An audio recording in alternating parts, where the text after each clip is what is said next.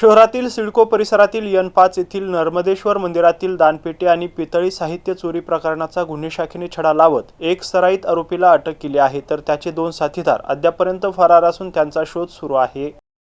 अमजद खान, सलीम खान असं अटक करण्यात आलेल्या आरोपीचे नाव आहे, तर नईम उर्फ चुन्नू उस्मान शाह आणि इम्रान खान युनुस खान हे दोघे फरार आहेत। 7 जुलै रोजी अज्ञात चोरट्यांनी नर्मदेश्वर मंदिरात प्रवेश करून रोख रक्कम असलेली दानपेटी तसेच पितळी समया आणि नंददीप चोरून नेले होते। गुप्त माहितीच्या आधारे पोलिसांनी अमजद खानला ताब्यात घेतलंय। चौकशीत त्याने साथीदारांसह चोरी केल्याची कबुली दिली आहे। त्याच्या माहितीनुसार कच्ची घाटी येथील तलावातून चोरीची दानपेटी जप्त करण्यात आली आहे। त्याशिवाय गुन्ह्यात वापरलेली दुचाकी देखील जप्त करण्यात आली आहे। ही दुचाकी देखील चोरीची असून हर्सुल पोलीस ठाण्यात या प्रकरणी स्वतंत्र गुन्हा दाखल असल्याचं तपासात समोर आलंय। पोलिसांनी सांगितले की अमजद खान हा सराईत गुन्हेगार असून त्याच्या विरोधात यापूर्वी देखील मंदिर चोरीसह मालमत्तेविरुद्धचे अनेक गुन्हे दाखल आहेत।